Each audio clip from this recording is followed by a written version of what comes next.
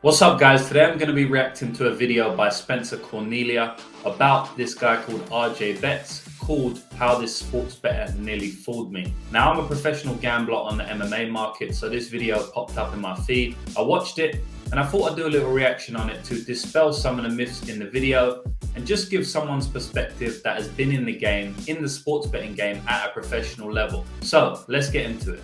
Today we're going to analyze someone making $1 million a year selling picks. I enjoy the Money Buys Happiness podcast. They had a sports bettor named RJ Betz as a guest recently. Parlays are as enticing as fast food advertisements on the TV when you're hungry, but they're fool's gold. Instead of putting this in my gas tank, I'm going to sit at home and put this in Bet365. Did a parlay.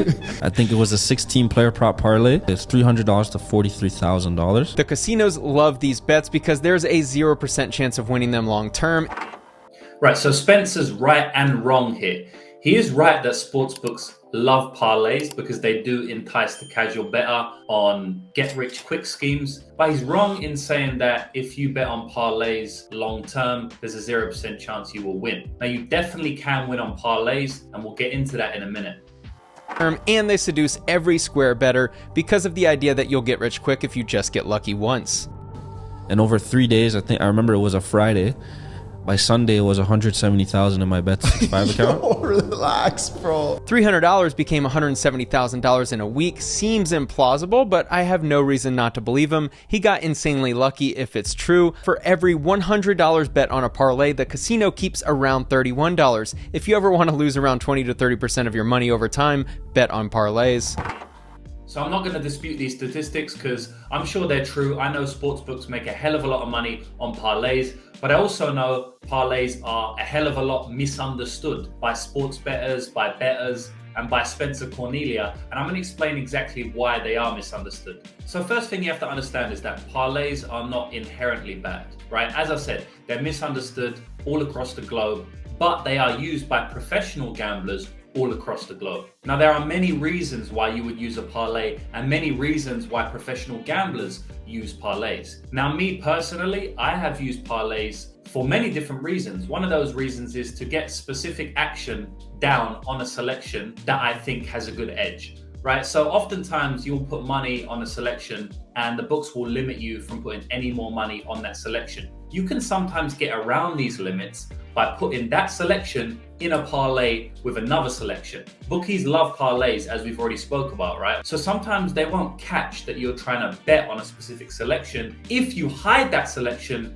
in a parlay with another bet. Another reason you might use parlays to your advantage is to take advantage of the bonuses you get that some of these sportsbooks offer if you do parlays, right? These sportsbooks offer parlay bonuses because they want to entice people to using parlays, because the parlays are profitable for the sportsbooks. But you can take advantage of this sort of need by the sportsbooks to entice people to bet parlays. And you could use these bookies bonuses that they give you to your advantage. I know some sportsbooks give bonuses on parlays where if one leg loses, you get your money back. Now, these are generally low limits, but they are still a way you can enhance your edge over the sportsbooks. Another bonus that bookmakers give out on parlays specifically is winnings bonus. So they'll give you a percentage extra of your winnings if you cash that parlay.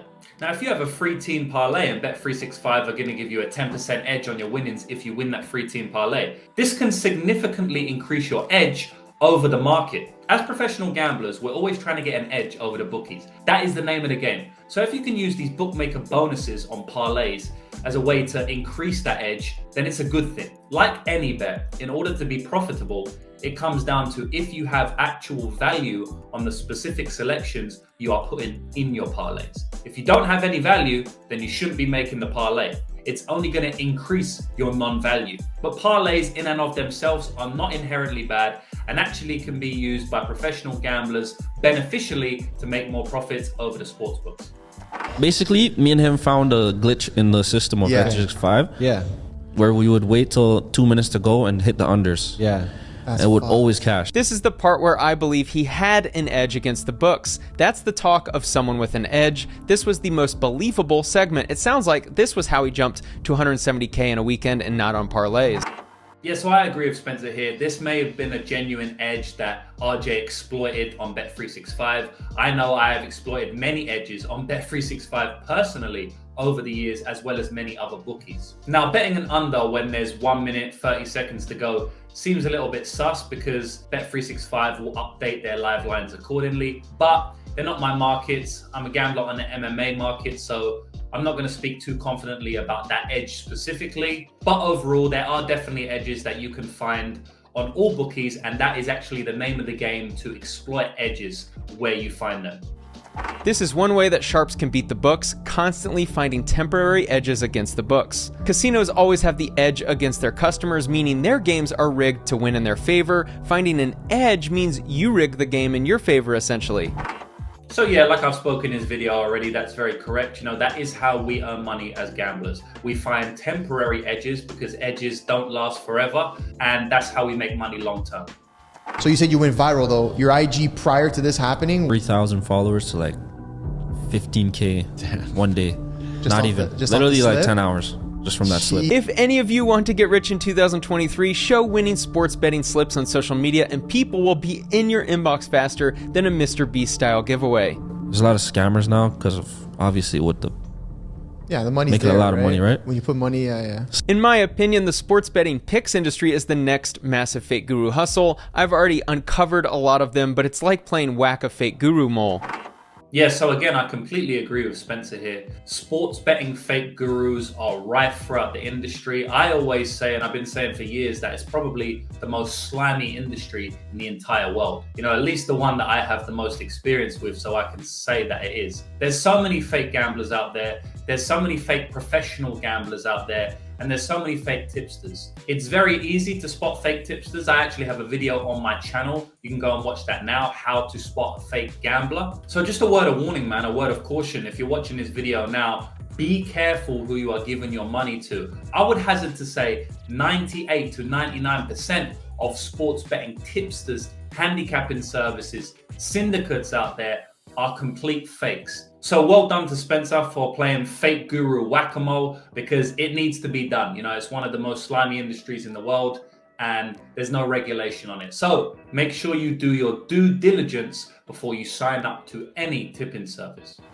Is RJ Betz scamming? The answer is no. In the literal sense of the definition, sports betting fake gurus aren't scammers because they give you their picks. The problem, in my eyes, is that none of them are winning sports bettors. Yeah, so to be honest, I would call them scammers. Spencer's saying they're not, but if you are advertising yourself to be a professional gambler as somebody who has an edge over the bookies, but you're just giving out your picks that you think are going to win, you are, by definition, a scammer. My mind was blown once I realized how many young dudes are desperate gamblers buying picks from anyone who gives them hope that their picks will turn water into wine. of course. I paid him $200 to post me that time. Okay. And bro, $200 for the post. Okay. And that same day, I made $9,000 from signups. That's what blew me up. If you guys want to make money in 2023, the best business to start is selling picks. Pay for a shout out in some reputable news source and watch the dough flow in. That ROI he had was insane. The best in the world have around a 3% edge against the books, okay? Remember that. Right, now Spencer's saying that the best gamblers in the entire world only have a 3% edge over the bookmakers. Is simply not true. Now, I'm going to hazard a guess and say Spencer got this number from professional gamblers that hit at about a 56 to 57% rate on -110 lines, usually betting on the spread in games like basketball and baseball. Now, if this is where he got his number from, this is flawed in and of itself, because you are not factoring in different sports, you are not factoring in different bets, and you are not factoring different edges that appear from time to time. Even if Spencer's not getting the 3% number from -110 lines, you still have to be very careful when saying 3%, because edges appear from time to time. And there's been many times in my sports betting career where I have had way over a 3% edge on the bookies. I've had it closer to a 10 15% edge over the bookies. And the rebuttal to this would be, well, maybe you had the edge for a specific period of time, but long term, you're going to revert back to about 3% edge over the bookies. Now, that sounds good in theory, but that's not always the way it plays out in practice. Take Patrick Veitch, for example. This guy was a professional gambler called the baby-faced assassin from the UK. He used to bet on horse races. Now this dude won 10 million pounds, which is, I'm gonna hazard a guess to say around 14 million US dollars over the bookmakers in an 8-year period. Now this dude had way more than a 3% edge over the bookmakers over 8 years. Now, did he get lucky and you can't class him as a professional gambler? No, he had specific edges and he exploited those. And those edges made his edge way more than 3% over the bookmakers. So giving 3% out as a blanket number is just not true, because we need to factor in different markets, different edges, and different time periods. Let's break down the minimum needed for RJ Betts' customers just to break even for his picks. If RJ Betts is a member in the upper echelon of sports bettors, he's not, but let's assume he is, his customers would need to be betting $5,000 a game to break even, because they need to profit $150 per game over time to pay for the picks. I hope you're following. Assuming his customers are also taught the value of professional bankroll management and are only betting around 5% of their bankroll per game, they would need a starting bankroll of $100,000 just to break even. Yeah, so as I said, this guy's basing some mathematics off of a 3% edge that actually isn't true for every professional gambler market wide. So his starting mathematics is completely wrong. So he's just completely wrong on this. How do you make, like, the person has to know at the beginning that there is a risk in buying the pick to begin with? Not really. No? People don't really... They don't see it that way. They think this should be a lock. This should be a guarantee. People like us know what gambling is. Yeah. Casinos have a house edge against the bettors. People have heard this cliche before, but I still believe many don't know what it really means. Sportsbooks for squares like BetMGM or anything William Hill maintain around a 6 to 9% hold on their books, meaning for every $100 bet by a customer, the book will keep a $6 to $9 profit. Meaning the customer will put $100 into the get-rich-quick machine and walk away with around $92 over time. If they don't have an edge on the sports books. Now that sports gambling is legalized, the amount of people gambling is astronomical, and they'll flock to anyone claiming to have winners. I seen like your Fansly, you posted like your monthly earnings was like over 100 grand. Yeah. That's crazy, bro. People copying picks. I'm telling everyone, it's the best business model in 2023. I think RJ only has one person on his team, and he's clearing 7 figures a year. We'll continue analyzing, but I don't think he's a winning sports bettor either. Like, where you're giving these picks out, you're selling these picks, you're winning big, and you're like, all right, maybe this is more about skill than luck, or maybe I'm just lucky with some skill. Like, was that like? I would say it's skill. I can't say it's not skill. I can't say it's not skill like either. In order to evaluate if he's a skilled bettor, you'll need to evaluate how his picks compare with the closing line. Beating the closing line means his picks are better than where the line is at when the game starts. If the picks he sends is home team -3, then constantly seeing the closing line at -3.5, -4, -5, etc. means he's closing good. That determines skill. Now, Spencer's correct here for the most part. CLV means closing line value, and it basically means what number the odds close at when the match happens or when the event happens. This is usually a good indicator for long-term success in sports betting, although I do think it's a little bit overblown in certain sports and certain niches. For example, the markets that I gamble on, MMA, I know that closing line value doesn't mean as much as some other sports like baseball and basketball, because the market is not as efficient. But over the long term, closing line value is usually a good indicator of success, even in MMA and definitely on the bigger sports. It's out there. Like, you could literally see the edge on any bet. Yeah. Like, what's the percent of the edge? I don't know if... I'll give him the benefit of the doubt, because if he found a legitimate tool, then there's a chance he's at least semi-decent at making picks.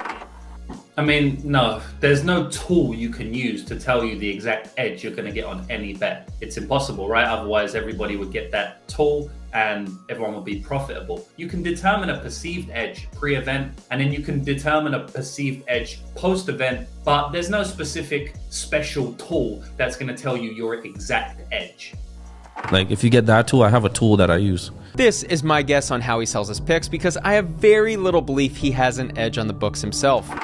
Now, I don't know this RJ Betts guy, but speaking to Spencer's opinion that he's not a winning sports bettor, if he's selling picks and he's not third party tracked, 99% chance is that he is a liar, he is a scammer. And just looking him up quickly, he doesn't track his bets, right? Third party tracking means that you put your bets in before the event happens onto a website that you can't edit the bets on, right? So for example, with me, I bet on MMA markets and I put in every single one of my bets to a website called bettmma.tips before the MMA fights happen. I can't edit those bets. Once the MMA fights happen, all of the bets that I had put in pre-fight, the results auto-populate and it shows you my results for that fight, for that event. I've been doing this for 4 years. So there's a 4-year backlog of the exact bets I have placed every single weekend for 4 years. The reason I'm doing this is because I'm a professional gambler. I do have an edge over the bookies and I have nothing to hide. If you have a sports betting tipster who does not third party track, he has something to hide. Not a single legitimate sports bettor in the world flashes jewelry publicly, so RJ in this post standing on top of a sink doesn't strike me as someone that spends days analyzing sports betting lines. And they certainly don't stand on nice cars for social media likes. Yeah, so this is just silly from Spencer. I mean, it's kind of like a personal dig on RJ Betts. If the dude wants to jump on sports cars for Instagram likes, then it doesn't mean that he doesn't know about gambling. You know, I've driven sports cars in my life and I've taken photos of them. If I posted them up on Instagram and tried to flex with them, doesn't mean I don't know anything about gambling. It's not true. Everybody's got different personalities, so it was kind of a silly thing for Spencer to say this. And to be honest, flexing seems to be literally what brings him his income. People see him flexing, people see him post up money, big bets, people want to join his tipping service, and so they pay him to live the lifestyle he portrays through his Instagram. Now, the big problem comes is if he's not actually a winning sports bettor, which it seems like he is not. If he is not, then he's taking these photos to scam money off people for picks that long term are not going to win.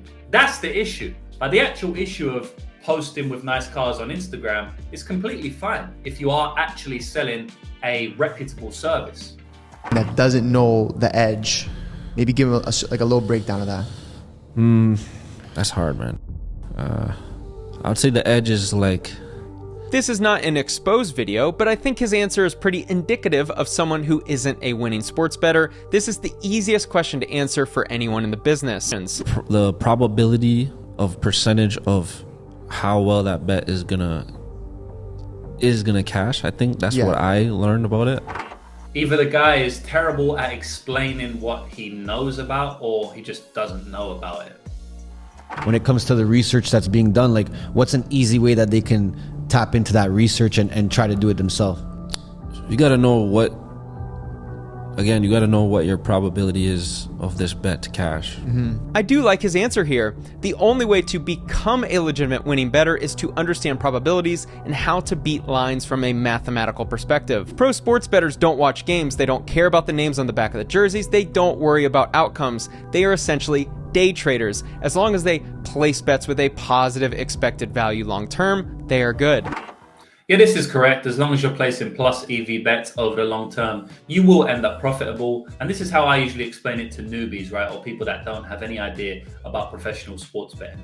Anytime I'm out in a social situation, people will introduce themselves to me. I will introduce myself to people and they'll ask me what my job is. I always say professional gambler and they say, oh my God, like what, how does that work? And people are always interested. They ask me how it works. I say the difference between professional and recreational gamblers is that we pro gamblers sometimes bet on who we think is going to lose, whereas recreational bettors always place wagers on people they think are going to win. I always say that because it gets them a bit shocked, like, oh, what do you mean? And then they ask me a little bit more about it. Then I can start to explain edge and why you bet when you have value, not when you think somebody's going to win, and so on and so on. So Spencer's right here. This is how you make money long term. And anybody listening to this who isn't a professional sports bettor, stop betting on who you think is going to win. Bet on who you think has value. And if you want to know how to find that value, well, then I have tons of videos on my YouTube channel to help you determine that, at least in the MMA markets.